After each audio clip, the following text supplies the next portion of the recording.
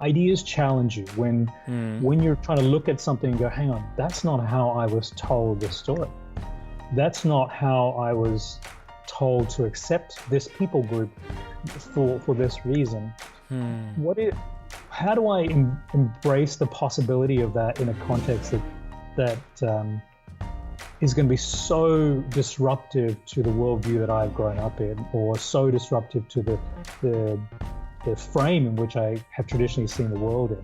And do I have enough humility to enter that discussion with a, well, what if scenario?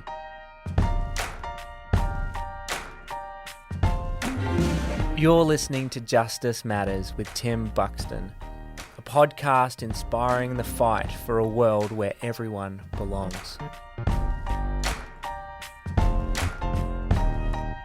Hey there, thanks for tuning in to another episode of Justice Matters. I'm your host Tim, and today on the episode we have a dear friend, a good mate. His name is Mark Reddy. Now, Mark serves as the co-founder and the sitting chair of Chasing Justice. Now, this is a movement designed to mobilize people of faith to follow Jesus and to live justly. Alongside his wife, Vicky, they moved to the USA 5 years ago. They now live in Chicago, where they got involved with a conference that they started to spearhead called the Justice Conference. It has now since spread out to Australia here. It's been running for 5 years. And Mark has served along in many agencies, many non-government agencies and charities and churches, including World Vision, World Relief, Compassion, and so many more. And he's really dedicated his life to empowering people, especially those that are marginalized, in elevating their voices. And I think you're going to find in my conversation with him, as he speaks in particular to issues of racial injustice that we see so prevalent today, and the important work that Chasing Justice is doing. You're going to learn so much. I learn so much every time I talk with him. And in particular, this conversation, I just went away from it thinking, whoa, I've got a lot more learning to do. But I was just so encouraged and so inspired that he is out there leading such important work. You're really going to enjoy this episode. Thanks again for tuning in. Cheers.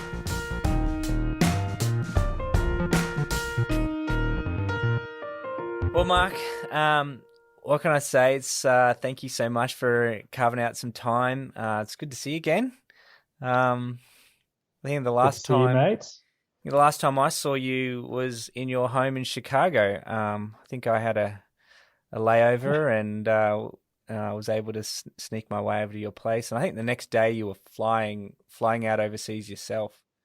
So I felt lucky to get you.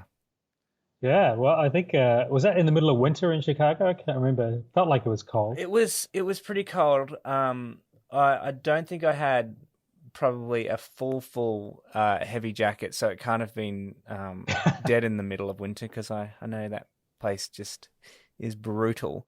But you're not in Chicago at the moment. Hey, you're out on the West Coast. I'm on the West Coast. I'm in San Francisco, enjoying a couple of weeks here, visiting my sister. Yeah. And her little baby. So I'm trying to escape COVID and do all the things the right way, but still get some family time in. Right. Well, California seemed to do the, go pretty hard pretty early, didn't they? So they might be. Is it any different over there to Chicago, or is it? We could have a whole discussion on the US and COVID-19. Okay, well, let's not do that. And how crazy it is. So California did do some good things early, but it's a big state where right. I think politics and lots of things come into play. So Newsom, who's the governor here, announced, and I don't know when this is going to go to air, but announced a couple of days ago that they're reversing some of this. So going back into closures, similar to probably what Melbourne is doing in Australia. Right. And, there are certain areas that are spiking. So New York was crazy early, came back down, and, California did a similar thing, but California seemed to not really recover properly. And summer here, people go to the beaches, people hang out, COVID's taken off again. Man, the US is so big, it's so diverse. For me, when I moved there all those years ago as an Aussie, I just didn't realize, like, I moved to New York, which is completely different to California or the Midwest or the South or everywhere in between, New England and that area. So it's kind of like countries in and of themselves and cultures. So I can imagine how difficult it is to manage something like COVID over there and add to all that the politics, right? Crazy times. And honestly, I think the idea of countries is not a bad analogy, and we may go back to something like that. And obviously, it was the 13 colonies, 13 countries essentially coming together to form Sure. this kind of federation that is the United States. But with things, if COVID doesn't turn the corner, I actually wouldn't be surprised if certain states say, look, we're going to lock our borders. But, you over there in Indiana, you're not taking masks seriously. And so we're in Illinois are not going to let you in, or how that's going to work out. I don't know how it's going to play out here, but there is no national coordination. And I can imagine some states saying to other states, you're not doing things the right way. Right. Well, I live on the border here in Queensland with New South Wales, and Queensland's done very well, and the spiked areas for us have been New South Wales and Victoria, and so there's been closures of borders, and like you said, you get used to that long enough, you get used to existing within your confined. As difficult as it can be, because you rely so much on open borders and trade and tourism and stuff. But you heard it first from Mark Reddy, Justice Matters podcast. America could be going back to breaking back up into those 13 colonies. No, I won't quote you on that. But man, you've lived in the US for quite a long time now. We have had I've kind of heard about you and known about you for a long time from when from my friendships and my time on the Sunshine Coast and all the common connections we have there. And I really enjoyed coming out to the Justice Conference, and you and Vicky just hosted me so well when I was there, and when I first met you several years back now. And I'd love to kind of go into that, a bit of your journey as well as hearing about the incredible work that you're up to now, chasing justice. But I'd like to just bring it back even more and maybe hit on some of your formative years, Mark, some of the things that have really propelled you to really be someone who fights for the oppressed, who you've oriented your life, your family, has oriented your life to serving those that are marginalized and doing everything you can, to make this world a fairer, more just, more beautiful world. I'd love to hear about where that all began for you. Can you think of a moment in time or your upbringing? Or let me tell you my family story. I think that's probably a good place to start. So my background is actually Indian. I was born in Fiji. And so my great-grandparents, so going back for about 100 years or so, were brought as indentured labor. So the kind of, the arc of the story of slavery is when the British, ended slavery officially. Slavery got another name, and that became indentured labor. And the practice, the business side of it continued. And one of the last people groups around the world, the British system moved around as mass in labor, were the Indians, especially the Indians from the south of India, which is where my family comes from. Okay. And they ended up in the Pacific. You end up with Indian people groups in sort of the Caribbean, in Central and South America, in Africa. And that's why you have this really weird diaspora of Indians around the world, especially the kind of those who moved as slaves, indentured labor, versus those who migrated through economic reasons. And so my family ended up in Fiji working essentially as sugarcane tobacco plantation workers. My father, which is now 2 generations out of that, was the first in his family to convert from Hindu to Christianity. Wow. And so I'm 3 generations out of that. And, mum and dad raised me in a Christian family. But you got to imagine when you've got that narrative, that arc of the story, one, it's forced migration. It's not by choice. Right. It means that you're marginalized in the country that you're going into, When you change from one religion, especially the familiar, the family religion to another religion, you'll know this from your time in Iraq. Yeah. That cultural dissonance creates a massive outsider culture as well, and you got to figure that narrative out. And so this idea of justice hasn't been one of these like intellectual ascents in that I've heard about it, I've read about it. It's actually just part of my lived story, right? And the idea of faith and justice has been part of my lived story as well, because Christianity, when you convert, my parents converted as adults, it's much more of a tangible thing, right? It's something that resonates in their everyday lived experience as well.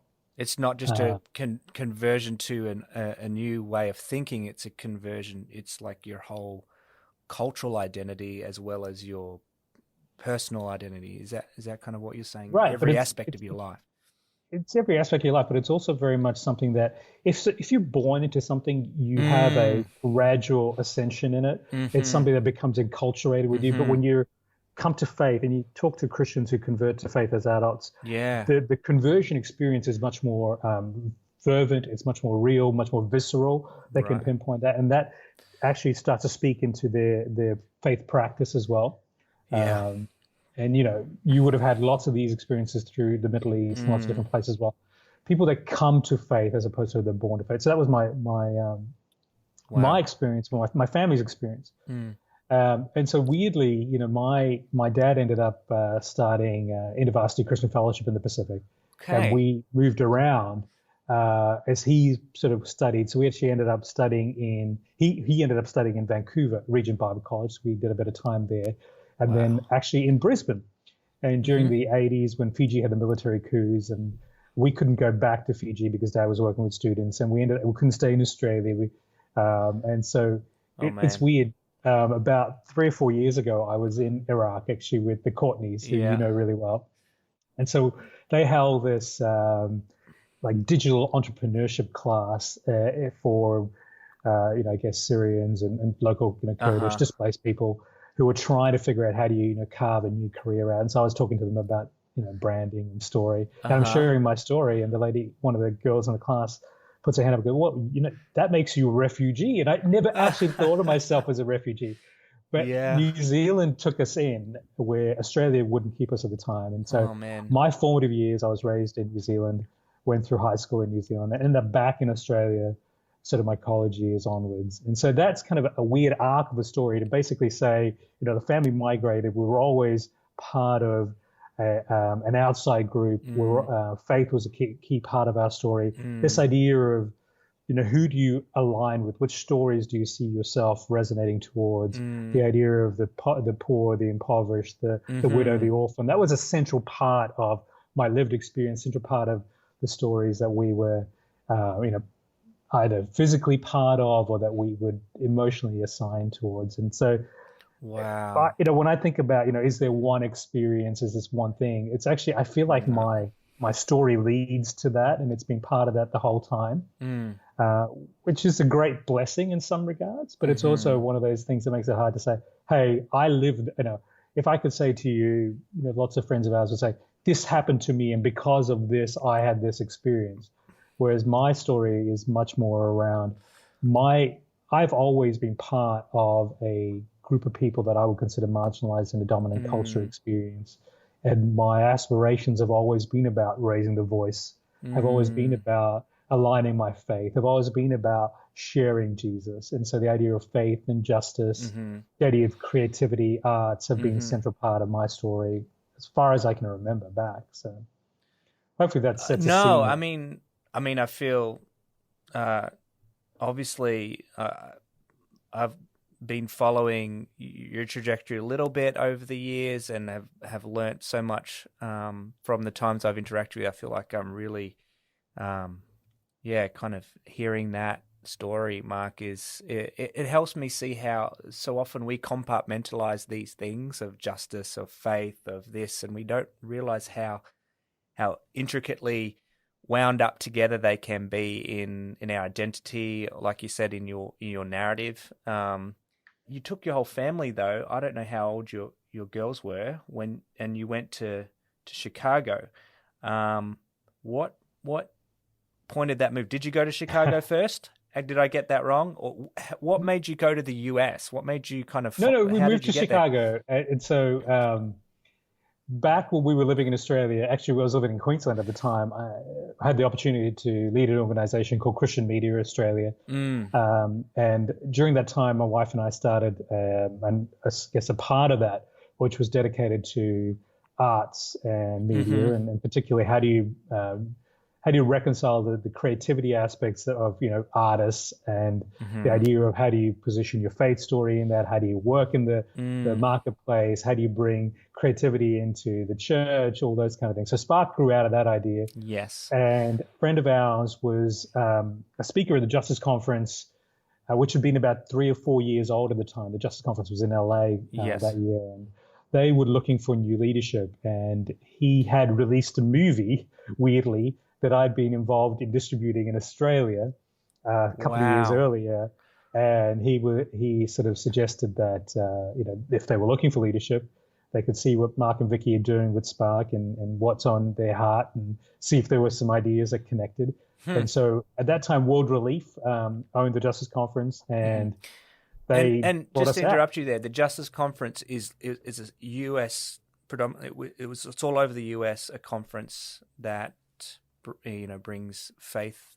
Yeah, so the Justice Conference actually started out probably 2010 out of church in Bend in Oregon. Ken Weitzman was the pastor of the church at the time, and Ken had the idea with Stephen Bowman, who was with World Relief. He wasn't the CEO at that time, but later became CEO of World Relief.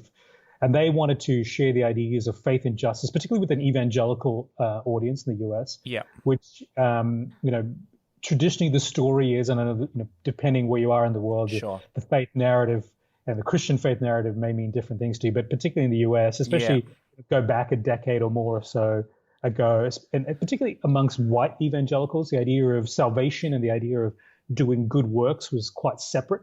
Right. And what they wanted to do was look at how does the idea of God's heart for the vulnerable resonate with his purposes for our lives, and call that a movement of justice.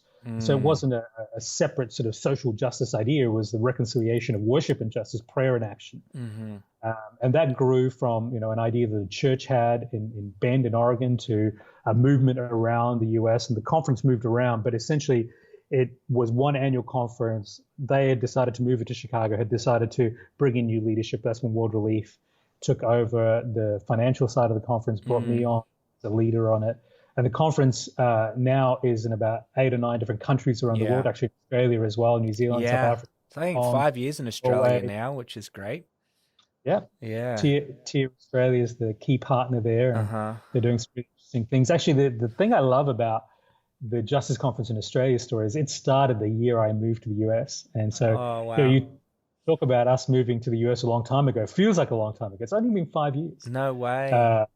And so, we had the opportunity to be part of Mark, that's crazy. It just feels like so much longer. I don't know. It does. It does for us as well. So the weird thing is we moved here. So I started commuting to the US to set up my move with the family about 6 months earlier. Right? Okay. So for about 6 months in the middle of 2014, I was coming to the US, coming to Chicago about once a month for about 2 weeks, and then Australia for 2 weeks. It was a bad idea. That's a terrible idea for commuting. It's a long way.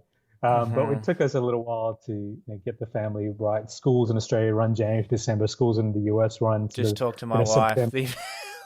It's not easy. And I'm sure, how old were your girls at the time? They were 8 and 9 at the time, I believe. Maybe 7 and 8. So about that grade 3 and 4 and all that kind of. Yeah, right. It's hard work, man. Wow. Yeah. And the interesting thing, so the US at that time is also going through interesting. So what happened towards the second half of 2014 is that's when Mike Brown gets shot in. So his death marks the beginning of Black Lives Matter. Yeah. And so my foray into trying to steward the church, especially the broad chunk of the evangelical church around faith and justice issues, is bookended by Black Lives Matter and sort of the build of the Me Too movement and kind of globalization around some of the justice stuff. the 2016 US presidential election to now like COVID and everything else. So it certainly hasn't been a time lacking in issues that are social justice issues. Yeah. So you've bookended your time and your work as it is now in the US with some pretty eventful times in history, especially in the issues of justice.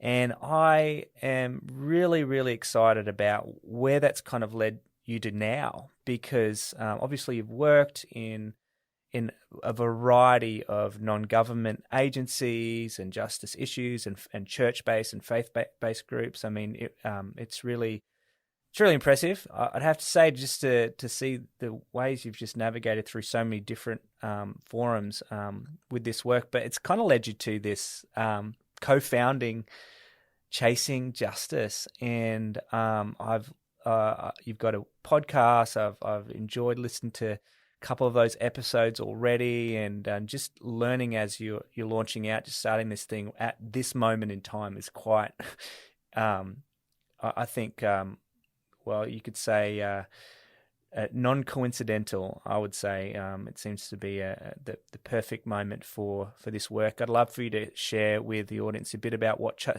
Chasing Justice is, what led you to really launch out and start it, and we can talk more about that. And thank you for that, because Chasing Justice is something that I am really excited about. So we left World Relief and the Justice Conference about a year ago, and we knew all along that God would use what's in our hand, and which was a lot of our skills around creativity, around building movements. We didn't know exactly how the next season of life would play out, but one of the speakers of the Justice Conference a couple of years ago, 2017, was a great friend of ours, also from Chicago, a lady called Sandra Van Opstal, pastor in Chicago, speaker, worship leader, author in her own right. And Sandra was also looking for, what could be something that is part of her calling, her next season in life as well. And so I reached out to Sandra and said, hey, do you want to do something together? And what is it that we wanted to do? And, the coincidence of the timing side of it shouldn't be underestimated, because, where COVID-19 forces some outcomes, I don't think it necessarily brings new things to be. It's like a vice. It squeezes something, and all the stuff that was already there squeezes out in some way, right? So racism was there, and it was just forced out in some ways. Or the idea of, what do we do with our work lives because jobs are starting to disappear, or what's this generational movement that's taking place? What are young people seeing the boomers talking about? And we see some conflicts in that space. And we had initially talked about launching around, September, which is in the US, the season that, new things seem to come out. It's a new school year. The UN meets about that time. But with COVID-19, we sort of decided to launch in about February, March this year with just sort of Instagram lives and podcasts and see where the audience was and what messages would be resonating towards it. Our audience, or who we feel called to, the people that we feel like we're speaking to and generating a community around, would be, we would consider them younger Christians in the context of sort of 20 to 35-year-olds. We would say that, there is an evangelical nature to their faith, but they may not be assigning that tag because that tag is so worn and it means has so much baggage associated with it in the US. But it is a camp that talks about an individual personal relationship with God, and that sort of tends to be the centrality of that idea. But it's also people that may be worn to the tag of even the church, right? The church carries its own baggage. So they're looking for a connection with their faith. They're looking for a connection with the burning issues. They're probably, we find this amongst ourselves as well, confused and overwhelmed. There's so much going on. We don't know where to begin. We don't know that God actually cares about all these issues, but there needs to be a better way. And we know that is there's a broad community that fits within that. But one of the things that was really central to our DNA, central to our thinking, and things that we built a whole sort of framework of Chasing Justice around was the people that are going to speak into it, the teachers, the communicators, the people that you'll be hearing about will be leaders of color predominantly. Yeah. And our reasoning for that is in the US in particular, and that feels like a marginalized idea. It feels like when you talk about theology, it's like European theology is central, but all these other theologies are peripheral to that. Right. And we wanted to, really center a set of a lived experience, those who could say, this is my lived experience, this is my theology set, this is my worldview, who the message is open to everybody, but you are going to listen to, you're going to be mentored by, you're going to hear from leaders of color, especially women of color. Yes. And that was one of the things that, partnering with Sandra, that was really important from, making her a key voice. And so Sandra is actually the executive director, the chief executive officer, CEO of Chasing Justice. And my role is much more around the board role and vision fundraising, that side of things. But Sandra is actually the front face of it. She leads a lot of the discussions. You'll see her on our podcast, on our Instagram Live. And then we have a great community of young people around that as well. So Tyler Burns, who's a pastor out of Florida, and a lot of key, Jasmine out of Chicago, John also out of Florida, and people all around the country, past leaders, lay people, young people that are just speaking their lived experience, and then community around the world. And one of the beauties about someone like Sandra and my experience as well is that as we've traveled, we've kind of built this cadre, this community of people that are in Mexico City or in Kampala or in Iraq or Turkey, wherever they are, and they're young, they're doing incredible things. God's doing some powerful things through these people, and we get to connect with them as well. So I believe Chasing Justice is as much a global idea as it is a US idea. Definitely starting with how do you move people from position A to position B, and how do you provide the opportunity to learn, especially from leaders of color and women of color in that regard. Yeah, I so appreciate that central focus that you have to amplify people of color in that work, and like you said, women especially. Even listening to the podcast where Sandra was saying they were talking about why this podcast, and there was like, because we need women and women of color doing podcasts and not just white men. And I'm like, oh no, I'm starting a podcast. But it was just, for me, I just so felt that is so right and so true and so much needed in my work that I was doing when I met with you a couple years back in Chicago in your home. I was going to do, I had a role of poverty alleviation in Middle East, North Africa, and our emphasis was not to go into that community with the solutions as if we have the answer for their communities to help them come up.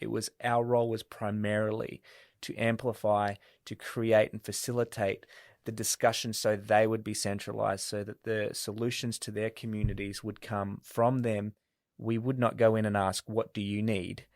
As if we had the answer to their needs. It's like, no, what do you have? And empower them with, look, you don't realize you've been told this narrative that you're dependent, that there's paternalistic, systemic issues in the way we do relief and charity and aid have been existent. And I see how important that is, and I see how vitally important it is in the work of addressing especially racial injustice and immigration and refugee injustice issues.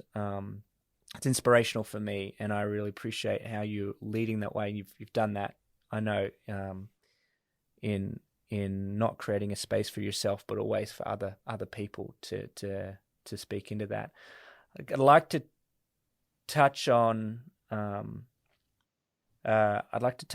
this specific moment we're in right now, and I feel like I really want to learn and hear. I've been in this process of really trying to do a deep dive myself personally in and so I really appreciate having someone like you on to just kind of from your perspective in the US, Black Lives Matters it's a resurgence. It's like you said, it's been around for quite some time. I think 2014 you mentioned, and it's sweeping the world. It's recognizing, hey, this is not just a localized issue of systemic racism. This is a global issue, and in Australia we've got the focus once again on the Indigenous community, on Aboriginal Lives Matters, on death incarceration, and these issues are so widespread. And I'd love for you to kind of share with the Australian audience, how Chasing Justice is addressing that, and how you, in particular, what you're learning right now from this moment. And I think part of it is actually elevating the voices of those who are directly impacted by it. I don't think you always need to put a translation piece into it. Sometimes you just need to speak truth to power. Sometimes you just need to get out of the way and let those whose lived experience, whose voice needs to be heard, be heard. I think what's really important right now is as much about, understanding Black Lives Matter, in terms of how does it impact, especially the younger generation of Black leaders in the US, as they say, this is my claim, my time, my voice, as it is to, project forward and see where this is going to go, or what's likely to be some of the hurdles that are coming next as well. And what I see through this time and this season is an understanding, and I think the reason why it's swept around the world is, one, the issues are the same around the world. And the issue is that there is an element of those who have power, who are using that power in a way to oppress, to marginalize, to set economic systems, to set judicial systems, to set educational systems in a way that creates oppressive hurdles for those, or even creates complete barriers. So there's a disenfranchisement from certain communities. Yeah. And that's wrong. From a faith perspective, we don't need to say that's wrong because Jesus says it's wrong. No, it's wrong because humans should not treat other human beings in that way. But we're complicit because the church has been so much a part of upholding some of these systems. And so we end up using another Jesus example to bring down, a previous Jesus example. But I think for, the trajectory of where things are at right now is it's a binary discussion in many senses about Black life, but it's a macro discussion around oppression, around colonization, around injustice in a way of whether it's majority, it's power, right? In some contexts, the power isn't with the majority, but it's those who have power and how are they oppressing, or what systems are they creating or perpetuating against those who don't have power. And in the US, it's very much, the historic narrative from slavery to Jim Crow to mass incarceration is present. It's not something that you can say, hey, we're picking and choosing of these things. They're very much structural. It's very much real. It's very lived in many lives. And as a brown person who's lived in the US, my lived experience falls into a similar channel. I've had similar lived, whether I've been pulled over by police or whether I see barriers in career pathways or other things, they're there. But it's not the same as someone who's lived in the US their whole life in that experience. Wow. Now, the same way, why is that idea resonating around the world? Because what we're seeing around the world, particularly in Western democracies, is the idea that the system that is failing us in so many ways. And we need to address those systemic failures. Those who feel like the system has left them behind, the system is failing them, are finding avenues and addressing those avenues. So, why is Black Lives Matter marches happening in Germany? Why is it happening in largely white European countries? Because there's an immigration discussion that's coming in there, or there are other issues that are coming into place. What's happening? So the narrative of slavery is so much bigger when we think about the impact of slavery that had on countries like Brazil or in South America generally. Yes. But that area, that issue of the class layered upon race, layered upon colorism, has been dormant amongst cultures like in Brazil or other places, and now that's coming to the fore. People are, whether it's because of the president or other things that are happening in place, they're saying this thing needs to change. The system isn't working for us. And so I think what we're seeing around the world has been triggered by the US narrative of Black Lives Matter, but it means different things in different contexts. Yeah. And that's why it's an Aboriginal narrative in Australia. Yes. But downstream, it may also become an immigrant narrative. It may become a narrative around assimilation. In Australia, very much, everyone's welcome as long as you become a mate in this culture, right? Yeah. So if you want to uphold your cultural integrity, what happens assimilation to that? is assimilating to my culture, but I've sat in round tables in community groups even here in Australia where that even ideology of my culture is very narrowly defined, forgetting that the fact that Australia is such a multicultural culture, even in and of itself, like you said, it can't be defined by just those that have power. It is defined by everyone that has made Australia what it is. And one of the kind of weird historical quirks about the US is its racism has compartmentalized society in a way that gives these kind of pocket cultures the ability to create for themselves an identity. So in Australia, you don't tend to make, say, Chinese Australians in the same way that you have Chinese Americans, right? Or African Americans, or I even hear phrases like Australian Americans, or that kind of immigrant people group that are here. That doesn't happen in Australia in the same way. Maybe that has changed in the last sort of 5 years that I've been out. And it's much more of a, you use the word multicultural. I would actually challenge it. I'd say Australia can be multi-ethnic, but it's definitely a dominant culture environment. Yeah. You can come and bring your ethnicity to it. In fact, it's exotic in a way where we'll celebrate your food, your dance, whatever it is. But actually, it's a monocultural society, right? Or a dominant cultural society. And I think downstream that will be something that becomes challenged in Australia, and hopefully it's something that adds to the fabric of Australia in a way that creates, something beautiful, something great, something good. There's always going to be a tension because when you elevate something, that the people that have power, the culture that is dominant at the time, will always feel a sense of a loss because its power is in some way diluted, and so it's going to fight to hold on to the thing that it's losing. It will always fight, right? I heard it once said, you cannot embrace the new until you let go of the old. And sometimes the old doesn't want to let go, and the right? old won't let go. It won't let go easily. You can't kind of say, well, let's just kind of keep a little bit of both, right? I think, to use a Jesus analogy, he talks about there being new wineskin and old wineskin. You just kind of can't have both. If we really are to forge into what is new, what we know is good, what is right and just and fair, unfortunately, the old's got to go, and it ain't going to go without a fight. I kind of feel like that's kind of almost a good analogy of where we're at. There is going to be a fight. There is going to be pushback. There is going to be maybe a back and forth going on, and hence the need for organizations like yourself to lead the way, lead the discussion in a grace-filled, informative way. And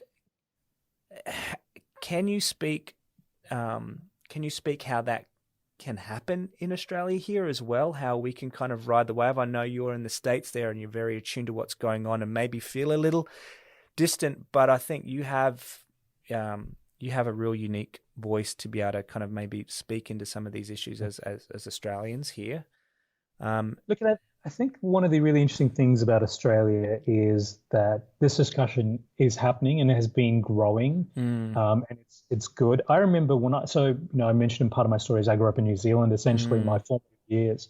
Yeah. I remember coming over to Australia and we would start events, and even when we first had our Spark conference in Sydney, and there was the idea of, how do we acknowledge the Aboriginal legacy to, whether you call it a welcome to nation or the recognition of the custodians of this land. Yeah. Even at that time, and this is going back a decade ago, that was an unusual thing to bring up. Whereas in New Zealand, we would always start something by recognizing the traditional owners of the land, or, there'd be some sort of Maori welcome welcoming. Yeah. or a sense of dignifying those who came before us, even from a spiritual perspective. And so, I can see even in the last sort of decade, 15 years, Australia making more progress. Now I see this thing happening much more commonly. Yeah. So whilst that was a fringe idea to the dominant culture, it wasn't an thing that wasn't happening in other places, but it was a fringe idea to the dominant culture. I see it much more present now in Australian culture.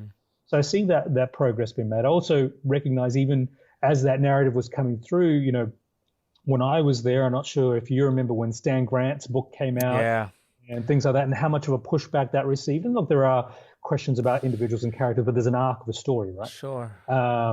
And how that was seen to be, pushy, controversial. Why is he doing this sort of stuff? Now these kind of stories come through, and they're met with, some met with resistance, but it feels more common, more normal. And I think that's part of the journey of progress. Australia is starting to face some of these stories, these hurdles. And all that to say is that previously what would have been considered to be fringe ideas, or even like progressive ideas or out there ideas, are starting to become a bit more accepted, especially amongst the younger generation within the dominant culture. And friends of ours like Jared McKenna with Inverse Podcast and others that are key part of that story, that narrative, and how do you reconcile core theology, faith narratives, Aboriginal culture, justice issues in Australia. I think what I'm excited about is that you don't need to compartmentalize it to Australia either. We live in a globalized world, and so you can learn. You just got to figure out, how do I apply this in my context? And I think that's the bit that Australians have to grapple with for themselves. There is weirdly, my one of the sports I enjoyed, even though I tell a story of my family's marginalization in some regards, the idea of golf. When I was in New Zealand, I got introduced to golf by some friends, and golf is one of those weird things, right? It's a social game, but it's it's a social sport, but an individual game.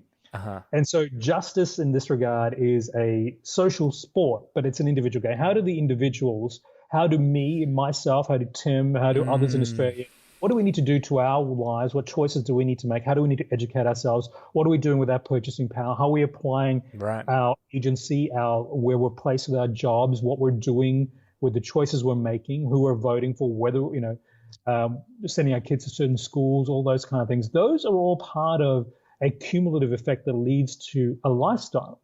And I would say a lifestyle of faith and justice. And how can what inputs can I put in my world? What am I reading? If I find there is a deficit, or I'm finding something new and that new thing challenges me in some way, what am I putting into my thought process, my education system, that allows me to expand my horizon, provide new frames to what it is? What am I doing with my relationship set? What am I doing with my social set? What am I doing with my income, my discretion? And how can I lead towards a lifestyle of justice? One of the frames for chasing justice is as much about addressing, you talked about immigration, you talked about, my wife is really heavily involved in incarceration issues here in the US, refugees, race, gender. These can feel like bowling balls, and you're juggling bowling balls, right? And it becomes unwieldy at some point. There's so many issues, it becomes overwhelming, confused. Not only am I confused by the issues, I'm living in a time where the media and the political system is intentionally adding to that confusion, right? And it's like a simplified narrative, a heuristic will make it easy for me to sell something, but that simplified narrative is unhelpful with the nuances needed for this time. Exactly. And so I've got to create a framework, a lattice work system for my faith, for my intellectual capacity, for my lived experience, my family, that says no matter what the issues are, I can add all these issues. And even though it's going to feel overwhelming at times, there is sufficient robustness to it that I can live a lifestyle of justice, that I don't need to ebb and flow and swing with the issue of the day. Right. That I can provide a narrative that actually is also central to my faith, that Jesus is a key part of that story for someone like myself. And I know, there are people that will be listening to this that don't have a faith perspective, or don't even have an evangelical perspective. But that would say, look, is there a central idea of morality? Is there a central compass that drives me? and that Yeah. the framework that I'm building around that can handle issues, especially when the political side of that issue feels so vexed at any given time. Mm. No, I love that. I mean, yeah, if love's your thing, what does that look like? And does that look like certain people are welcome and others are not? Certain people should have advantage and opportunity and others not.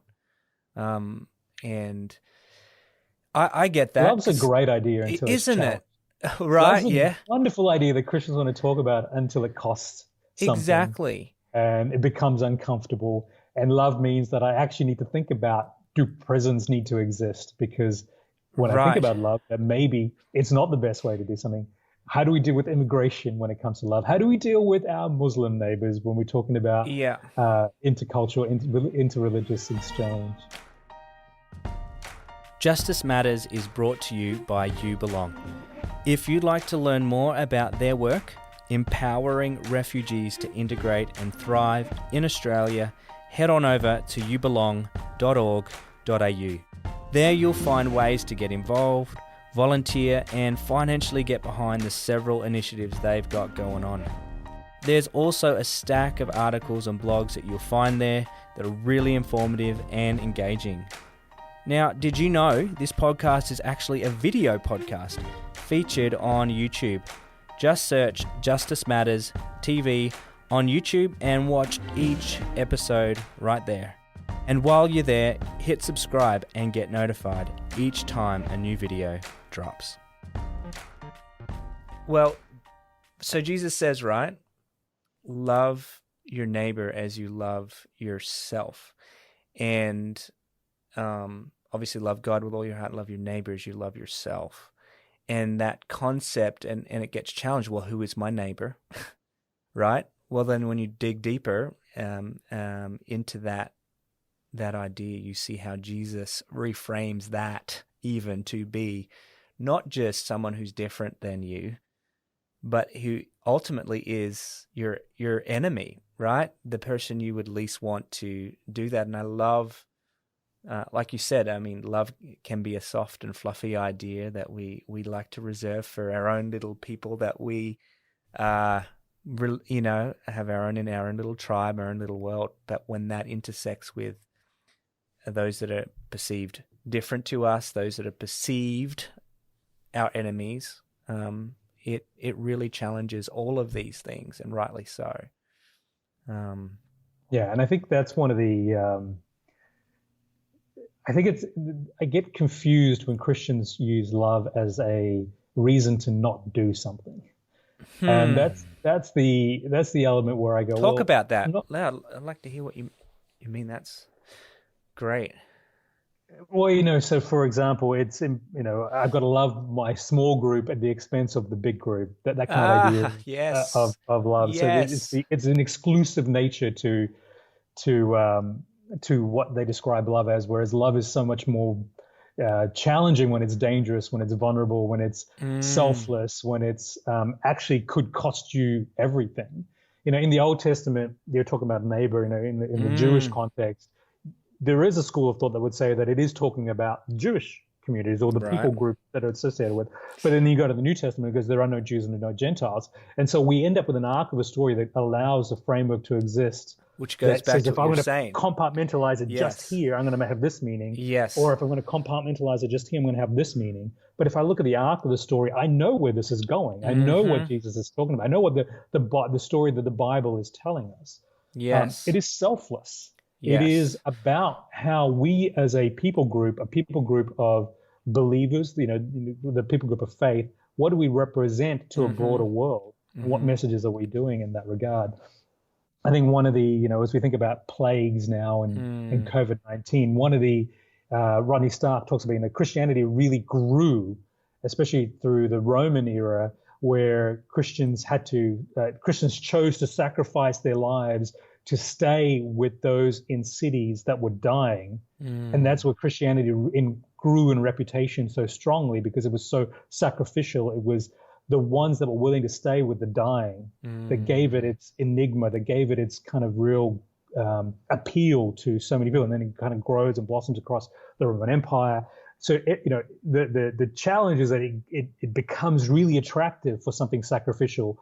It grows to become part of the dominant power paradigm. And then its struggle is to go back to something that's really sacrificial, because you're always challenging between sacrifice and power. I mean, in short, and that's kind of the story of in Christian. short, could you say it's when love and justice become separated, when they're not seen as one and the same thing, ultimately? Absolutely. Faith, it's even when faith and justice become separate. I think that's where we start to realize that there is an agenda associated with what we're doing, and when we can use when Christianity in one hand is used to uphold slavery, is used to uphold Nazism, is used to uphold supremacy in one regard, that it's co-opted in some way. Yeah. When it's used to defend the status quo so that the system cannot be challenged, and therefore we can't try new things, we can't dismantle systems that are inherently oppressing people. Then you go, there is something wrong with There's something inherently wrong with that allegiance here. It isn't an allegiance to the sacrificial love that is talked about in the Bible. It's an allegiance to power and dominance. And I think that's where, whether you're separating love and justice, you're actually just compartmentalizing, or you're using the word love, but actually just really saying that it's connected to the power that keeps me happy, keeps me attuned to the privilege that I have. Safe. Yeah. So, I think that's probably more of the issue than it is decoupling it from justice. Yes, love isn't safe. It's kind of like in the podcast you were talking recently on your Chasing Justice podcast about Aslan and Amos and that idea of love in that great novel by C.S. Lewis, defining who is this Aslan, and he's good, but he's not safe. And I think that's what we have to see what love and justice is. If it is a venture into safe, messy, uncharted territories. And I don't know about you, Mark. I've never, if I can look back in my life and think of anything that I've achieved or set out to do, it's never been because I decided to play it safe or decided to not, just to stay within my little comfort zone. It's always been when I've stepped out in humility, in vulnerability, in the face of fear, right? And I think I love that. I love that idea of restoring that to what love looks like and what doing justice. Yeah, Cornel West, justice is what love looks like in public. That's the idea of, how does this manifest? We can talk about it, but how does it manifest? I want to be cautious around the idea of big adventurous living, and that it sort of ends up. I know you've done this and you moved around the world. You lived in Iraq. My family's moved around the world, and it can often feel like those people who do big things are the ones that are doing justice or living a just life. I think justice is something that's very ordinary in many regards, and we've got to figure out how that ordinariness becomes practiced. How is it part of my everyday life? There are some great adventures, and a lot of us are privileged to have those great adventures.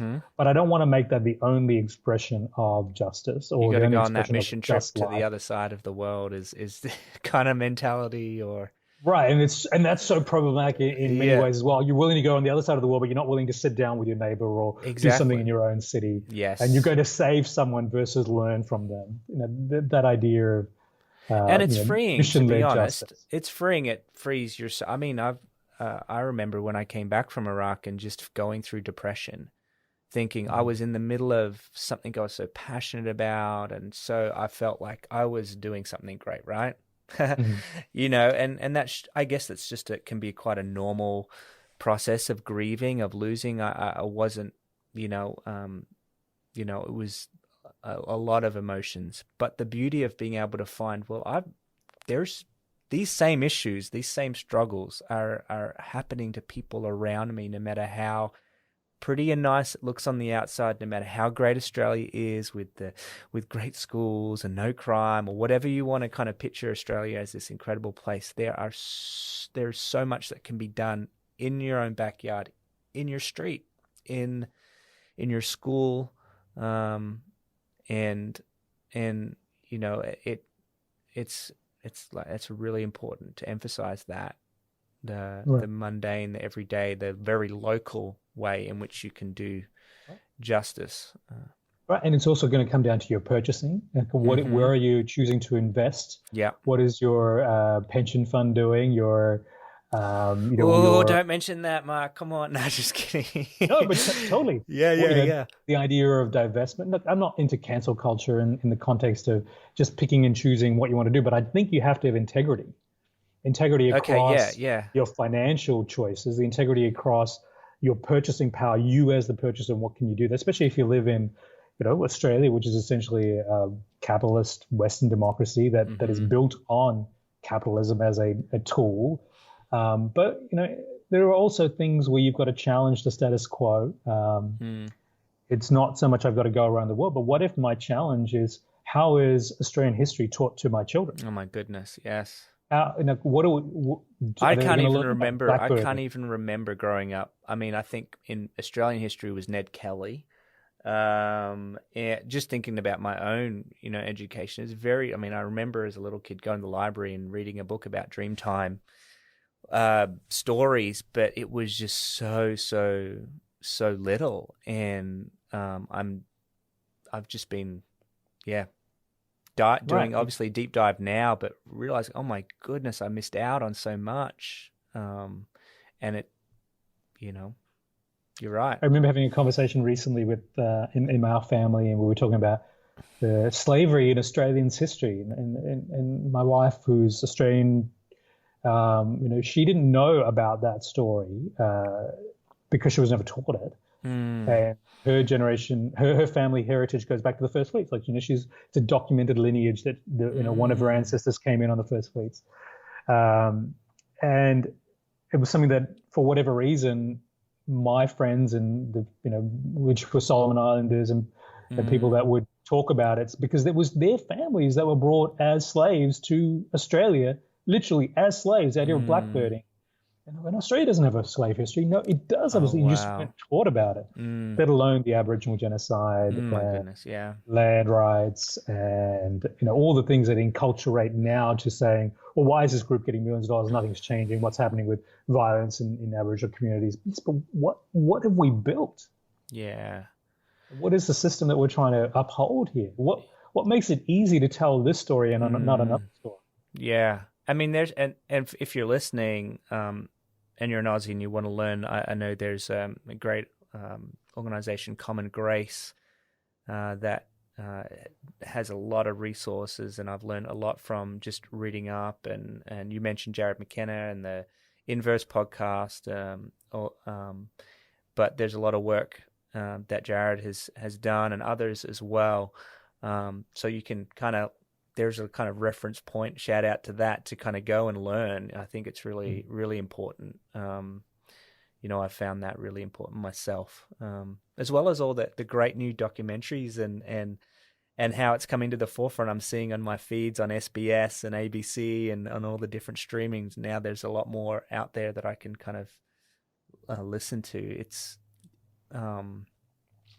been really, really good, I think. I know, at least from my own experience, to just see that more available and accessible for us. Absolutely. And actually, it's one of the things that I miss about not being in Australia is services like SBS and ABC. They're great. We just don't have that here in the same company, PBS.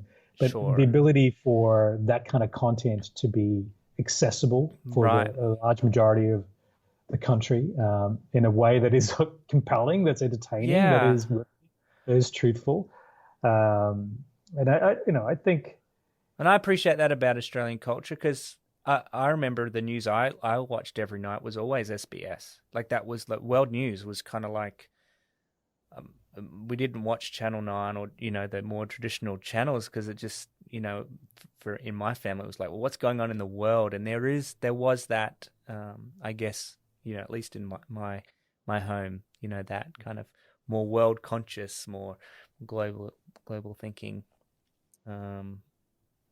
That's great. You're in a unique setting then, I think, as a white Australian growing up watching SBS World News. Good for you. Yeah. Well, I mean, yeah, my parents were definitely, they were. I owe a lot of my passion for justice and world issues through their example they set. They were immigrants that came over from England, but and obviously had to, had obviously a lot of opportunity, but I was born in Indonesia, and they decided to move and serve in West Papua, and work there, and so.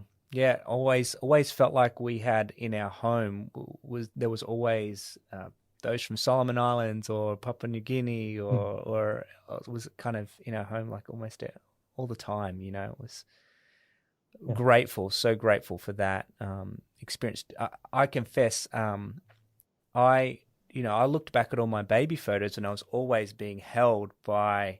I had this black little onesie on as a little baby, and looking back, I'm like, wow, I was always with black kids and black people, and I literally remember thinking to myself, man, I just wish I was black. I really, really did as a kid. It just felt like that's it sounds silly, maybe not silly, but just thinking about that. But yeah. Anyways. And well, that actually speaks to the idea of what becomes normative in our stories, right? Right, So exactly. you grew up in an environment where it was normal to be black, and you were the one that was outside of that system. Whereas a lot of people in Australia don't grow up in that context or don't see gender in the same way, and so they don't see black woman leading or a woman of color leading, and so to elevate those who you don't normally see as the normative. To find a way of positioning that in conversations and roles and leadership. I think that becomes a key part of the other generations or others in our community finding a normative experience then. Man, so true. How do we, I think it comes back to how do we elevate, how do we empower those and let that that voice be heard and led from, and lead us into creating a new norm, right? Creating the new norm that I know, that new, let's say, wineskin, that new system, that new way of looking at and living in a just world, that new just world we all long for. And you've been doing an incredible work. It's a hard work, fighting for justice. It's a difficult, challenging work. There's a lot of setbacks. Time is running away, but is there, in this quest for a better world, in this quest for a more just, free, compassionate world that we all know and we all long for, what have been some of the greatest challenges, maybe even personally for you in that? Look, I think the challenges have been trying to figure out how to be humble in the different, when ideas challenge you, when you're trying to look at something and go, hang on, that's not how I was told this story. That's not how I was told to accept this people group for this reason.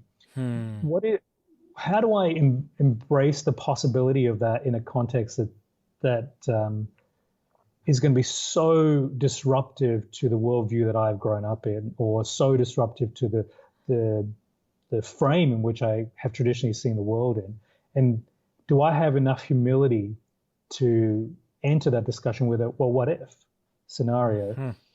And I think that's been challenging because along the way, yes, my story has been the story of being marginalized in lots of different contexts, but actually a lot of traditional Christian orthodoxy has been part of my story as well. So as we talk about power or privilege or race, part of it is how do I challenge some of my own built-in bias and thinking in that, because are we all God's children? Should we just all get along? Why are we talking about these tough things? Right. Or what is the role of gender in leadership? What is, Right. where are we going in the future of thinking? Where, even beyond that, we're talking about issues here to do with human dignity, time, identity, all the stuff that's associated with our current present time. But as we project forward, what is the role of science? What is the role? Yes, the environment and ecology is going to be important, but what about AI? What about information independence? What about the collapse of ecosystems? Where are we going in that regard, and who are we listening? Who are our Christian thinkers in that space? And what if the people that I need to think and listen, people I need to listen to and ideas I need to think about aren't coming from the people that I would naturally want to believe, or I would naturally want to associate with? Right. What is my what if in that? What is my humility in that? And that's not easy. And I would say that's taken a lot of unpacking of my faith tradition and understanding how to walk with grace in that journey. And for some people, and I don't know, it's a coming to terms maybe, right, with even like the fact that the church and maybe elements of Orthodox Christianity has some skeletons in its own closet that need to be addressed with and dealt with. And I think of even my own faith. I don't know how it relates to you, but when you grow up within a certain tradition, there's a lot of things you kind of just take on as default positions or default zones, and it does become difficult sometimes to have to reconcile with that. Like you say, when it comes to dealing with a variety of issues that would maybe challenge the way right, I just inherited, let's say, those stances. Yeah, absolutely. And I think you don't really know how you're going to respond to something until you're in the pressure of the moment, or your world falls apart in some way, and you've got to figure out how you deal with that. And I think that's part of the really tough part of our stories and our experiences, is that often we're not going to know until it gets really bad in some capacity. Hits the fan kind of thing. And I've found that in different parts of my life is I wish that I was a better learner. I wish that I could understand the arc of the story that God wants me to understand without having to hit rock bottom or to hit a collapse in some way that it forces me to pivot my shift. But sometimes that was the only way that I was going to do it. It's the blessing in disguise, almost. We all talk about there's always an opportunity. And I've made some big mistakes along the way, and I wish that I'd found those opportunities in a path that wasn't as costly or as hurtful in some regards. But I also think that all of those stories, all those difficulties, all those hurdles, all those scars make us who we are. And I think you talked about what are the key values. You talked about humility and grace. I would say empathy is one of the key ones. And empathy, I think, comes down to an experience set in some way, as well as understanding the position of others. And for me, what I can see through my story is that I've had to experience a lot of things to have the humility and the empathy to see people in certain lights, and to challenge even the status quo of my frame set, my religious orthodoxy, to go, that could be wrong, and there needs to be a different way. And I think that's it. Have a natural curiosity, have a humility, and have a desire to really seek God in it, and trust the journey. Man, I love that. When people go to another culture, another country, which is a very gift if you have the opportunity to do that, and suddenly everything's different.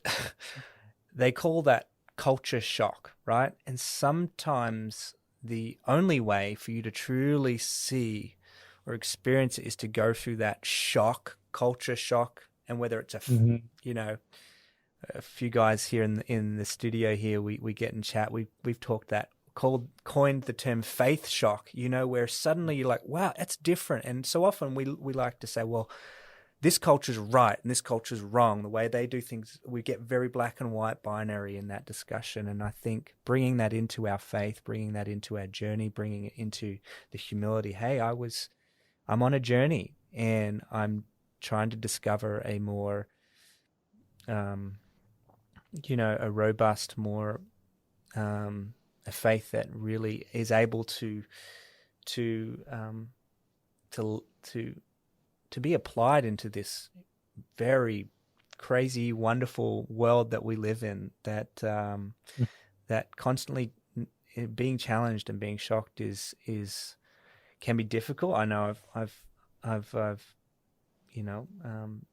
quite often, too often, not had the grace in response to things that have challenged me and made me feel a little shaky or insecure. But going through that shock and that process is, I think that's, like you said, it can be difficult when you're faced with it, or if it's come through a trial or failure or whatever that might be. Patience and perseverance to get to the other side. Give yourself a little grace. And it gives you so much empathy, like you said, for other people as well. Oh my gosh, I've just seen things from my perspective. Oh, I can see things from another view now. Makes us all richer for it. Thank you for sharing that, Mark. That's that's almost another discussion for another time, I think. But a good one, a really good one. So I'd love to point to the future here now a little bit as we close up. Your hope. What is your hope for the future? What is your hope for chasing justice? What is your hope for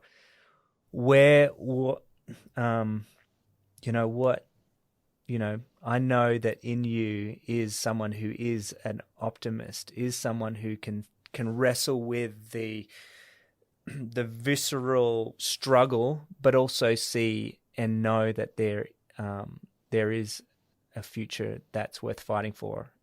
What is that for you, mate? So I think on the Chasing Justice front, we're launching curriculums and mentorship programs, and I'm really optimistic to see how that grows and that flourishes. So people can have individual learning pathways, and they can have mentored experience pathways. Wow! Taking someone from just a follower to living a just life, right? Who becomes an ambassador, who becomes someone whose life is about advocating for others, for disrupting systems of oppression, to elevating like a discipleship pathway almost in absolutely. that process. I actually think that everything that we're doing is about discipleship. I think everything that we've got right now is a fruit of discipleship, right? So I don't think that we can say that the what's wrong with the world is because there's been a lack of discipleship from the church. I think it's a lot of it is to do with how we have discipled people to get the results that we're getting now. So I think there is another form of discipleship that will lead to a whole generation of people that see Jesus central, that see making the cause of the oppressed, the marginalized, the vulnerable. We're talking about the orphans and the widows as a key part of that, but also like what is economic justice, what is environmental justice, what are we looking to in the future, and that Chasing Justice creates a framework and a mechanism for that. Something that I'm really excited about is, and I see it in my kids, right? I see this idea of generational change. Yeah.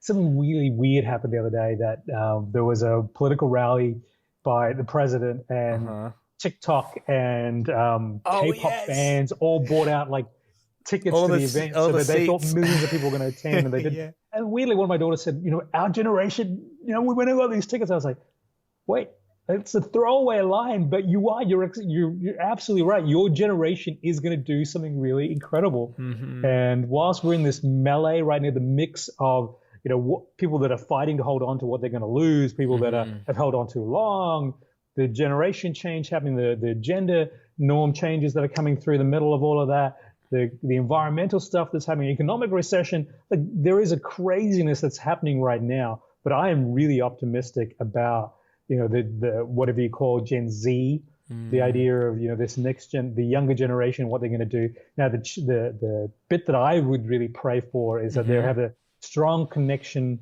with Jesus, a strong connection with the grace of the gospel, because I have no doubt that they can do without that.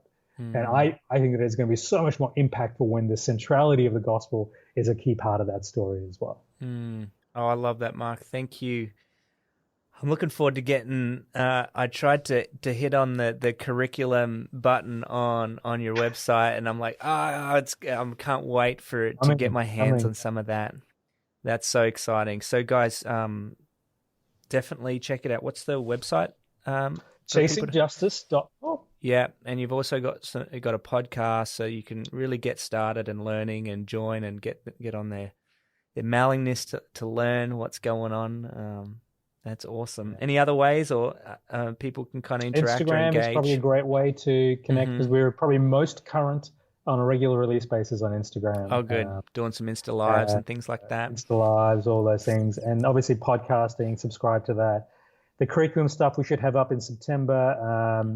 And then which everyone's trying to figure this out, like when do we get back into small groups and meeting in person? Sure.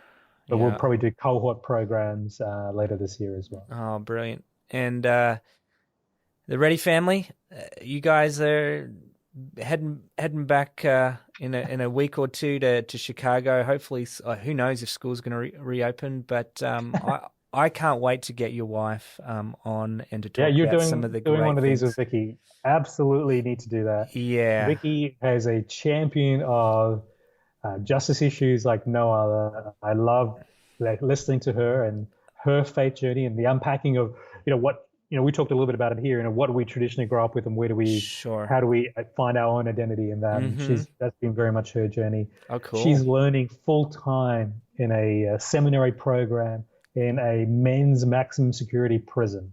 Come on. Isn't that incredible? Man, we're getting her on. So I said I was just hanging for the low-hanging fruit to get you on first. I'll work my way up to see if I can get Vicky on. But no, honestly, such a pleasure, man, to chat with you. I know I've stolen way more of your time than you had allocated. And I'm just grateful for that, man. I'm cheering you on from all the way back here in Australia. Can't wait to see how things go for you, and look forward to catching up again soon. Make sure you make a trip down the Goldie next time you're back in Australia. No problem. Hopefully soon. I don't know when we can travel again, but I'd love to see you guys. Love you, brother. I'm excited for this podcast, for the season you've got going on in life. And look, I think, God doesn't make mistakes, right? So however we got to where we are, He's going to be using this incredible gift, this time, this offering that you're presenting to do a powerful thing. So I'll be praying for that. I appreciate it, man. Hey, God bless you, my friend. Take care. Give greetings to the fam. God bless. Take care.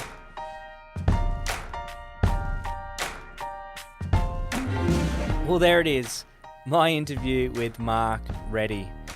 I had a wonderful time chatting with Mark, and I always go away feeling like I have just learnt a stack. And I hope you did too. Now, there is so much more to learn about the work of Chasing Justice. You can head on over to their website. It's simple. It's chasingjustice.com. They've got stacks of resources. They also have a great new podcast out right now. You can check it out. It'll be pretty easy to find. Just search Chasing Justice and it will come on up. Now, you might be interested to know that I continue to have my conversation with Mark, and there's a bonus content of that conversation up on Patreon. It's a privilege those who support this podcast get. So if you'd like access to that, head on over to patreon.com/Justice Matters. And for just as little as $5 a month, you get access to this bonus content and all the behind-the-scenes extras that I upload there. Special mention now goes to music artists John Art and David Gungor, also known as The Brilliance, for the music that they provide for this podcast. And as always, Jose Biotto, my man, thanks, mate. He is the audio-visual engineer for the Justice Matters podcast, mate. Thanks so much for producing the show. You do a fantastic job. And lastly now, guys, if you are enjoying this podcast, would you consider giving me a huge virtual high five? Now, you can do that in the podcast world by hitting 5 stars on the ratings of this podcast. You could also leave a review. That would be amazing and a great way to help us get the word out. You can do that on Apple Podcasts and Spotify. And you could also share it with a friend. Now, it's pretty easy to flick them a text with the link, maybe on WhatsApp, DM them, PM them. I don't know which one it is. Is it a direct message? Is it a private message? Whichever one you do, share it out there. That'd be great. Now, it's time to wrap things up. Guys, join me again soon for another episode of Justice Matters. I am your host, Tim Buxton. Thanks for listening.